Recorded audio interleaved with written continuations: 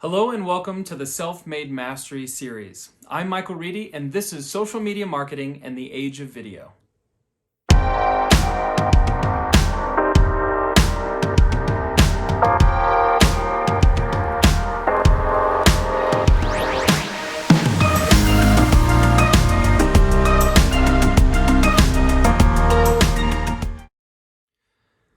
Now more than ever, we're seeing that social media marketing and video are playing an important role in the way that businesses are effectively communicating their story to their customers and future customers.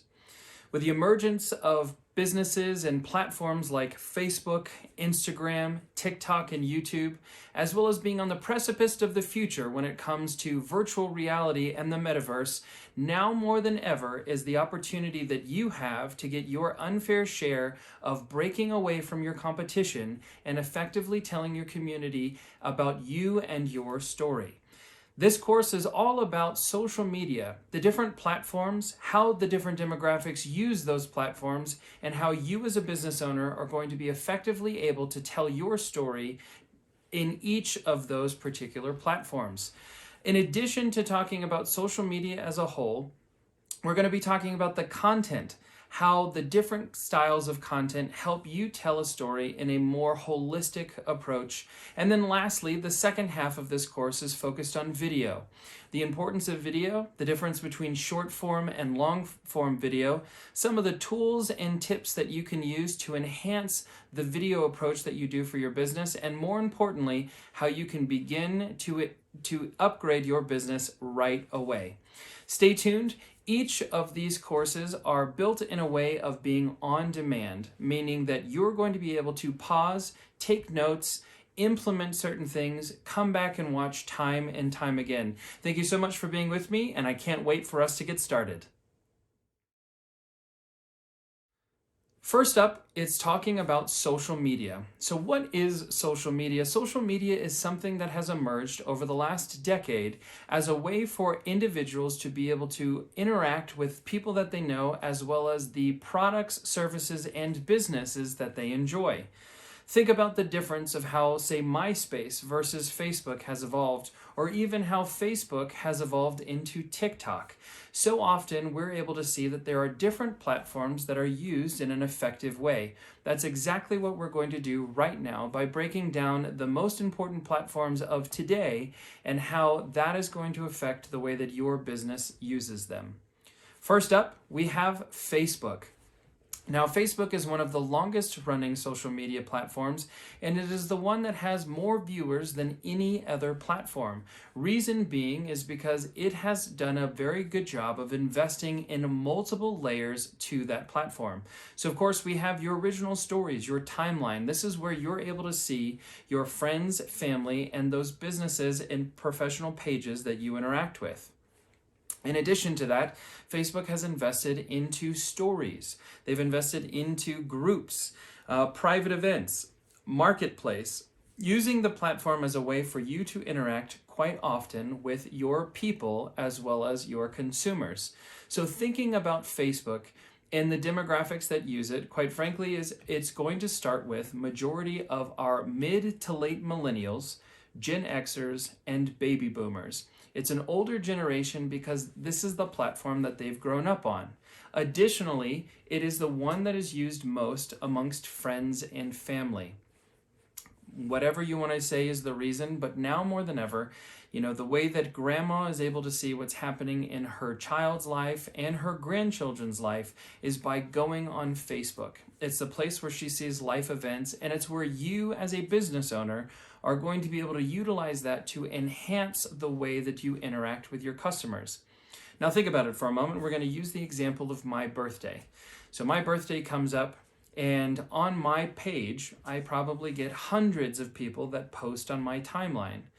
Now, if 100 people or more post on my timeline, how many do you think send me a text? Well, that number jumps down to probably a couple dozen. Now, if we go from text and we go to phone calls, that number drops down to less than a handful. And if we go from phone calls to those that send me birthday cards, the number goes down to only 1 or 2, usually reserved for my mother or my grandmother. Now, I'm not sharing that with you to say, woe is me on my birthday. I'm sharing that with you to understand that the noise, the area, and the place of convenience is going to be on the social media platform. But as a business owner, the way that we can enhance that experience is to utilize the platforms such as Facebook to tell us about those life events. When someone gets a new job, when someone graduates from school, when they get engaged, when they buy a house, when they lose a loved one or they lose a family member that is a fur baby. We're able to take that information, and instead of just doing a pre-populated response that Facebook tells you to do, we're able to take that and maybe go to the local card store, find a small gift, be able to send that to them as a way of standing out from the crowd. That's a perfect way, when you think about Facebook, of how we're able to use it as a client retention tool, because these are already people who know, like, and trust you, or you're an acquaintance that has mutual friends. Now think about the litmus test. If I get a friend request these days, one of the first things that I'm going to look at is our number of mutual friends. If that is in the single digits or it's a one mutual friend, I might think that this is potentially spam, or it's someone that I don't know, or it's not even a real profile.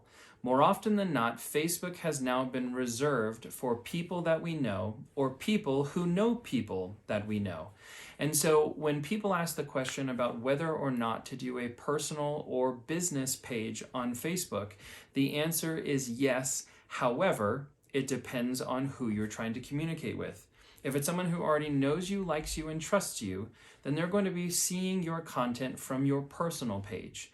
The business page is an opportunity to market to the masses, to promote and put money behind that post, as well as be a place that people can see your products and services if they do not know who you are or they'd like to find out some more information. Now, we're going to get into marketing on social media and the difference between your personal and professional, but I hope that you're already hearing that there is an approach to this, which is client retention, as well as an opportunity to tell the wholeness of you as the individual, as a business owner, as a human being, as a person who has special interests that you can align with. So we're definitely going to get into that in just a few. Number 2 is Instagram. Owned by Facebook, yet slightly different, Instagram is the place for pretty people and pretty things. People go to Instagram because they're looking for things that are going to be creative and captivating. Now, for a very long time, that was in the format of photos only. Now, with the emergence of Reels as well as video, we're seeing that this is a place that leads with that video and that photography kind of content. So when looking at who you're interacting with and the pages that you're looking at, I want you to take a kind of quiz. Go ahead and look at your Instagram. Open it up and scroll. Just look at a few of the profiles that first come up. More often than not, unlike Facebook, that is a majority of friends and family, Instagram usually has a 60-40 split. Now, what I mean by this, and it can be either 60 one way or the other, is typically you'll see that someone has about 60% of profiles that they know on a personal basis and 40 that they don't, or it'll lead with 60% of maybe profiles or platforms that they don't know and only 40% of people that they do know. Now, what do I mean by this? Well, if I was to look at my personal Instagram, the pages that I am probably seeing the most are about 60% of businesses or individuals that I find entertaining or I enjoy what they're posting as a form of inspiration. Maybe it's a sailboat page, or maybe it is one of horses, or maybe it is one that is focused on fitness and nutrition. I'm using it as an opportunity to see things that maybe I'm not aware of, trips and destinations that I'd like to go to, experiences that I would like to have. And then 40% of those pages that I'm following are going to be of people, places, and things that I already know. Now, why is this? Well, if I'm already using Facebook at a high level, then more often than not, the content that a normal consumer is going to be posting on, say, Instagram is the same thing that they're going to be posting on Facebook. There's a bit of redundancy, so if I've already seen it on Facebook, I'm looking for something different on Instagram. Now think, as a business owner, if Facebook was an opportunity to get in front of friends and family members, and Instagram has a way of doing that to a certain degree, how are you able to utilize Instagram as a way to get in front of customers that maybe you don't know just yet? Well, that, as we've known, and what Instagram has done extremely well with, is the hashtag. So using hashtag, I can go after a niche market. I can use topics or terms that are very much in alignment with my industry or my product and service. I can also use hashtags that are specific to my geographic location. If I am a business that is providing a service or product that is for a specific location, i.e. a restaurant. Well, if I am a restaurant that is in, say, the Denver, Colorado area, then I'm going to use hashtags like hashtag Denver, hashtag Denver foodies, right? I'm going to use things that, as people use those hashtags or they enjoy looking at the results of those hashtags, they're going to be able to discover my page for the very first time. It's a wonderful way for me to be able to acquire clients that have similar interests based on keywords and phrases that work in our favor. But again, this isn't the platform just to post anything and everything. It has to be visually captivating, whether it's in the format of video or photography. Think about it. Let's say you're a professional real estate agent, right? This is a place that you're posting of beautiful showings. It's a place where you're allowing people to know that you've recently sold or recently listed something. It's an opportunity to take people along on a day in the life of your experiences and some of the things that are happening. Now let's switch gears and say that you are a caterer or a small restaurant, right? This is a place where you're able to take visually captivating pictures of new spreads, new dishes, maybe going behind the scenes and showing the chef going live and showing how to prepare one of the favorite dishes that are there. It's a wonderful way of getting behind the lens, right? Putting down the guard so that people who maybe don't know you are already falling in love with you and your product before they ever pick up the phone or ever send you a message, right? This is a wonderful place that is going to be creative and inventive in the way that you're communicating with the customer or future customer. Number 3 is TikTok. Now, TikTok is one of the newer platforms, and it is one that has definitely emerged since COVID.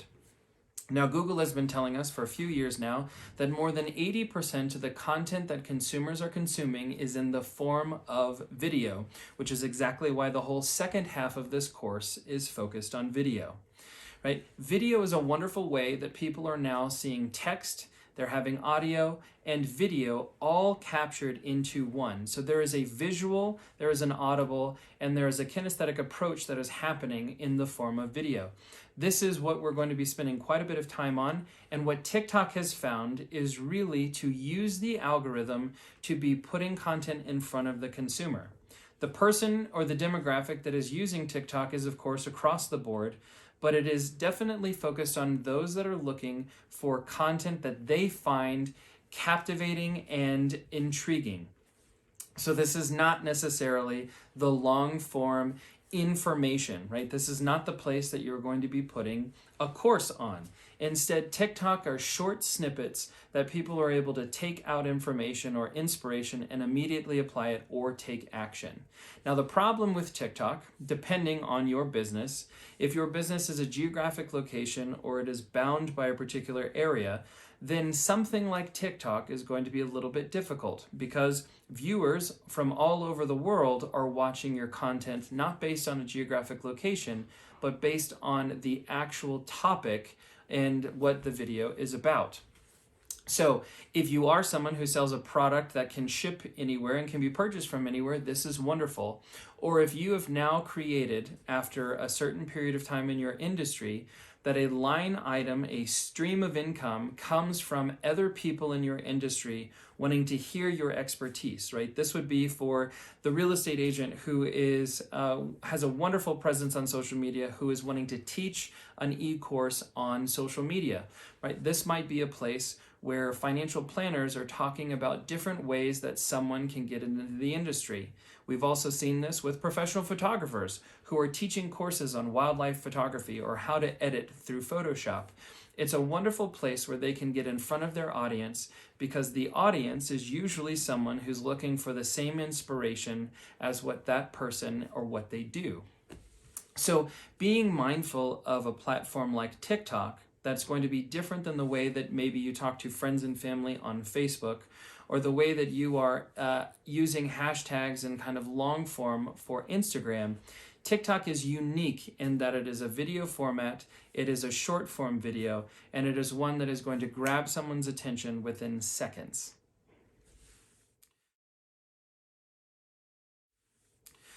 Next up is LinkedIn. Now, LinkedIn is a platform that is primarily going to be used by the professional industries, those that are involved in business to business, as well as looking for opportunities for networking and promotion. Typically, if someone is on LinkedIn, they're either posting a job or they're looking to fill a job. In addition to that, if someone is going to be posting that maybe is an industry leader, they're going to be posting blog posts, long form articles, videos that are industry specific, and it is usually going to be, again, from that business to business, or it is going to be targeting those that are in a particular profession. Additionally, when talking about targeting a particular profession, it is going to usually be for those that are selling products to where they can identify, say, a financial planner, a chiropractor, individuals in banking, right? We oftentimes see corporate America as the place that people are going for LinkedIn. This is not our holiday vacations. This is not the picture of our 3-year-old over the weekend. This is going to be the place to talk about promotions. It's going to be the place to interact with acquaintances and people within the industry. So looking at LinkedIn and the way that you're going to communicate is going to be very different than the way that you're going to use TikTok, Instagram, and Facebook. More often than not, in addition to the professional community, it is predominantly going to be from a demographic of men over the age of 35.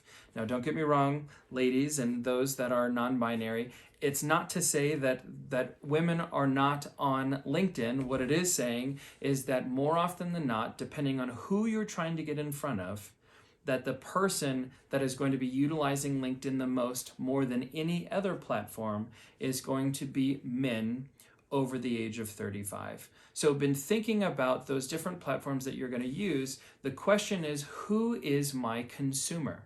Who is the person I'm trying to get in front of, and what is the message that I'm trying to convey? Now, that tip is for any platform.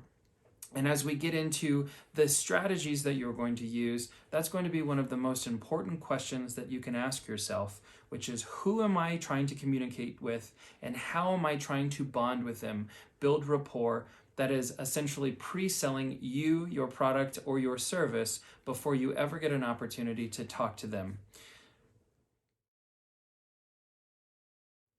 Lastly, even though it's not necessarily social media, we want to touch on YouTube. It's a wonderful segue into video, and there is an element of social, right? People are able to subscribe, they're able to comment and like, yet it's not quite the same as, say, Facebook or Instagram. The reason why we utilize YouTube and why we're talking about YouTube today is because YouTube is the #2 search engine behind Google, owned by Google, but this is the place where people are going to for how-tos. It's a place they're going to see the 5 most popular dog beaches, or the 10 things to do on your weekend in Nashville. People are looking for a visual confirmation of whatever it is that they're searching for. For instance, previously as a young teenager, I was looking for how to tie a tie.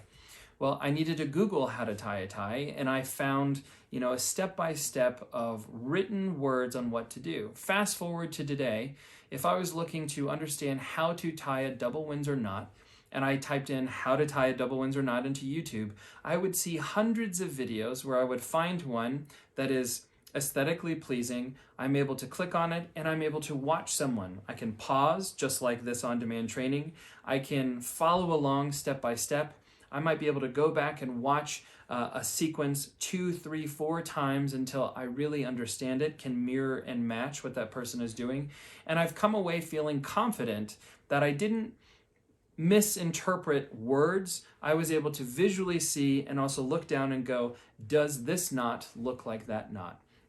Now, this might sound a little bit interesting, but when you're thinking about the types of videos that you're going to put on YouTube, they're more informational than they are going to be, say, that short form that we're talking about on some of the other platforms. Now, the one great thing, and this is a precursor to the portion when we're talking about video, is that you being on video, especially on YouTube, makes you look like the authority in your space, right? So whether it is on a particular topic or it is in a particular industry, I'm able to put content in that space, and by doing so, I'm able to make sure that others look at me as the person who is the expert, either in my market, in my industry, or on a particular topic. So why social media? Why is social media so important to today's day and age? Well, it's because it's the place that most people are on any given day. We look at screen time amongst most consumers is that most people are on their phones on social media. Think about it at prime time. Even when the TV is on, more often than not, if someone is watching television, they're watching television and they're also on their phone. So how we interact with individuals, it's following a really great rule, which is not to communicate with people the way that you want to communicate, but to communicate with people the way that they want to be communicated to.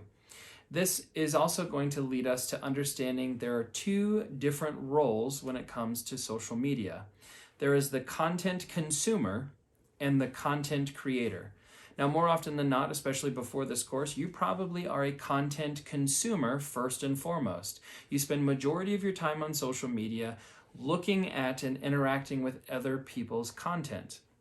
Where a content creator is someone whose job is to create the content that the consumer is going to be using. Now, why is this important? Is to also understand the business model of a social media platform. So the product of a social media platform is the consumer. And the consumer of the product of social media is you, the business owner. So a social media platform is going to be able to say, we have individuals that spend X amount of time on our platform, that we know exactly what they're shopping for, what they're searching, who they're interacting with, and we can get you, the business owner that sells a particular product or service, in front of the right eyes for the right price. So this is really one of those things that is to say, as opposed to you advertising in the yellow pages or you to be broadcasting to a very broad audience, is that you're able to have a very specific and intentional approach when talking about who you're interacting with. We're able to see exactly what their predictive analysis looks like. We're able to use the data that those social media platforms have, and we're able to use it as an enhanced way to get in front of the right consumer. Another element of understanding the importance of social media is that there is an overarching story that you're able to develop. Unlike a single postcard or a single touch, right, one small impression, social media is a way for people to see your story, your brand on a consistent basis. Right? If I, for instance, am going to your business page on Instagram, I'm going to be able, within probably 2 minutes, be able to look at your posts and understand what you sell, what your brand is, who your target audience is. And so I'm able to look at those things and make a feel on whether or not I think that you are the business that I should consume. Another thing to understand about this is that most consumers are not going to your website. With recent data, we understand that about 3% of consumers are going to your website, which means that 97% don't care. Now, don't get me wrong, it's not that they don't care about your website, it's that they're not using your website to be the thing that sells them on whether or not they should do more research, right? So for instance, if I'm in Facebook and maybe I do a post saying I'm looking for a recommendation for a plumber or a CPA, then what's going to happen is that many of my friends are going to start tagging plumbers or CPAs in the particular area. Now, they might tag the person's personal profile, and so I'm going to go there and then I'm going to go to the business page. But what's happening is I'm not wanting to leave the platform. I'm not wanting to get out of Facebook and go on to Safari and Google, this particular plumber that someone said. I'm going to stay in the platform that I'm in.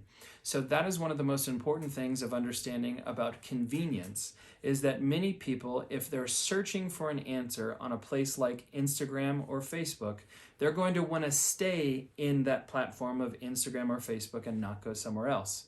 So if you've been putting a lot of effort into a website, but not necessarily into your page, this might be one of the areas that you want to put down as something that you want to improve upon in the coming months.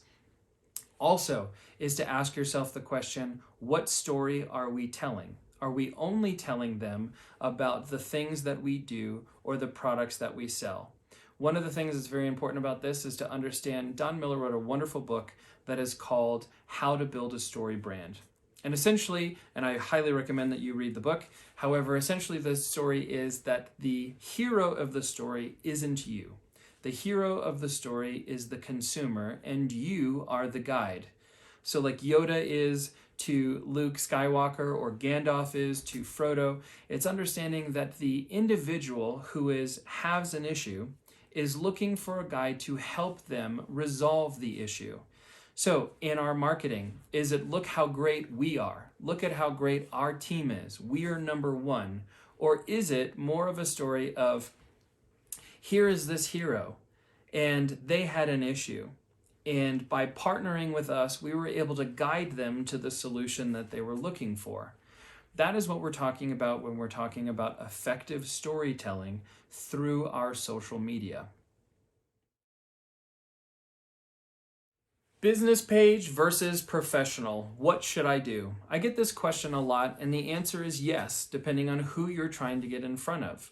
The personal page is a way of people seeing the holistic approach of you. Understanding a little bit about your business, about your interests, the things that connect us together, right? This is the place where I'm able to see, oh, we have things in common. Or I know, like, and trust you, and I'm being further cemented by the things that you're posting. Whether it is we have similar interests, we have similar hobbies, we have similar life events that are happening at the same time. So often, the people who are going to do business with you are people who are interacting with you as an individual before they have the need of your business. This is something that we refer to as being in the people business, right? You're in the people business until they have a real estate need, until they have a nail salon need, until they have a pool repair need, and then you are in the real estate nail salon or pool repair business, right? This is understanding that when we can interact with people on an individual level and touch their emotions, then what ends up happening is that when they go to be at that time of being a customer, right? And let's think about that word customer for a moment. By definition, it is someone who is making it a custom to choose your product or service or your business over your competition. Now, depending on the type of product or service that you sell, more often than not, they might not need it every single day. For instance, if you're a real estate agent and someone buys a home through you, if it's their primary residence and they're not someone who invests in real estate on the regular, they're probably not going to buy with you again or sell with you again for, let's say, 4 or 5 years. So what that means between purchase of today and the selling of that house and the purchase of another 5 years from now is that we have to be in the people business during those 5 years. Well, how are we in the people business is based on being a marketer, telling those stories, being in their world, using social media as a way to interact with them. So thinking about social media from an algorithmic perspective, take Facebook, for example. Someone's going to post a life event. They're going to post getting engaged. They're going to post announcing of a baby.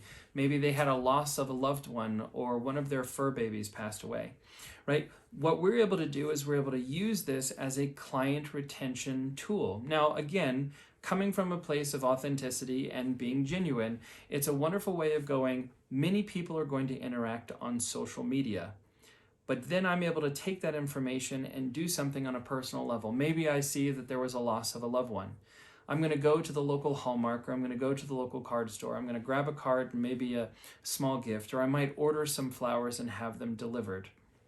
I'm utilizing social media as a way of taking that information that otherwise I wouldn't have known, but then I'm able to go out and do something intentional that kind of breaks through the noise of that social media. Now, when you think about this and you think about your business, there's a question that I want to ask you. How different would your world and your business be if, let's say, 3,000 people felt like they were a part of your inner circle? Now, I'm not saying that they are a part of your inner circle. What I'm saying is that they feel like they're a part of your inner circle because you're inviting them to events. You are checking on them on major life events that happen in their world. You are always including them and you're giving them items of value or pieces of information that they can apply or do something with.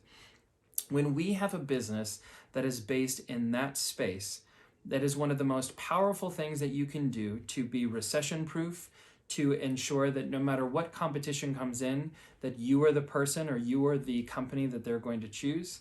And that is not something that happens by accident, nor is it something that happens by hiring a third-party marketing company to do some posts for you. We're able to utilize social media for that overarching narrative that is who you are as a human being, who you are as a business owner, and what your business stands for. Now, the business page aspect of your social media is a wonderful place for people who don't know you. Maybe they don't know your products, or maybe they know you peripherally, but this is an opportunity to maybe get some information. I don't know what your hours of operations are. Maybe I don't have your business phone number so that I can call and set an appointment. I might go on your platform, your social media platform, go to that business page, and then call you directly from there. I might look there for reviews, people who have given testimonials about their experience with you, or maybe it's a place that I'm able to go and then click on that website to schedule more information. I'm able to utilize that business page as a way of being an online office that people are able to come in, visit, and get information. Additionally, by having a business page, especially on platforms like Facebook, Instagram, TikTok, YouTube, is that I'm able to put money behind it and then sponsor based on that information that we've gathered, or rather that those social media platforms have gathered, so that you can get in front of the right eyes. Now remember, because of the fact that you are the consumer or the customer of those social media platforms, this is oftentimes where we find that an organic reach, or being able to get in front of the right consumers without paying any money, is just no longer feasible. That algorithm has changed for Instagram within the last 2 years. That algorithm has changed as well for Facebook within the last 3, right? Which means that I might be able to post something on my business page, and before, if I shared it on my personal page, then I would get quite a bit of interactions. Well, now what ends up happening is that Facebook and Instagram want money to be able to boost that in front of either your friends and friends of friends, or maybe a specific small audience that you've targeted through specific criteria based on their age, based on their gender, based on some of their special interests, to get in front of those right eyes. So understanding that that is the power of having a business page, is you're able to be in front of them and that they're able to see specifics of what products and services that you offer. Our personal page still is going to include some of those business posts. However, the personal page is for people that we already know. Think client retention for our personal page. Think client acquisition for our business page. Now, of course, we can do a deep dive on so many of these platforms and teach separate courses on each platform, but one of the most important things that I'd love to introduce to you is something that I refer to as the principle of thirds. Now, the principle of thirds is a wonderful way of diversifying the content that you're putting on social media in a fun and consumable way that makes it important that you are in the people business until they have a need for your real estate business, your nail salon business, your pool repair business, and then that is where we're able to supplement with what is on our business page. So what is the principle of thirds? Well, the principle of thirds is understanding that it is 1/3 local influencer, right? I want you to be the local Kim Kardashian of your area. Now, I'm just kidding. But what I do mean by this is that you're able to utilize that 1/3 of being in the know, whether it is in the know of things that are happening in your area. It's about upcoming restaurants. It's about events that are happening. Maybe it is things that are happening within your industry, understanding certain things that are happening. right? So think about it. If you're a real estate agent, right, then that would be 1/3 local influencer. I know about the new condos that are being developed. I know about the new restaurants that are being opened. I know about the art walk that's happening this weekend, or the top 5 dog beaches that are in the area, right? This is a place where people are able to see my page, and whether or not they have a need for real estate, they're going to like the content that's being put out. Hey, we live in the area. Oh, I forgot about that art walk. Honey, now that's on our calendar for Sunday. Or, oh yeah, I forgot that that new restaurant was opening. Thanks that that person posted that content. Now we're going online and we're scheduling a reservation. It is a way of bringing information so that people's experiences and the way that they interact with their local community has been enhanced by your posts. It also makes you fun and entertaining and not just one-dimensional, right? That one dimension, of course, is then our second third, which is being open for business. If you are a consultant or if you're a small business, whether you have a brick and mortar or not, that 1/3 of being in business on social media is allowing people to see that you are open for business, whether they drive by or they give you a call. Right, this is an opportunity to see, again, with that continuation of that real estate agent, this is where you're posting you at open houses. Maybe you're filming a wonderful view from showings that you've done earlier in the week. Maybe you're giving an update on the market, what's happening in the local area, the average sales price or the average price per square foot, looking at interest rates that are changing and maybe some information about new programs that people can utilize. This is a place where you are providing value and you're identifying yourself as the expert within your industry. That is one of the things. If you think about it, maybe I'm interacting with a client or a friend, someone who's always known me as being a friend, or better yet, I'll give the example of our attorney, one of our attorneys.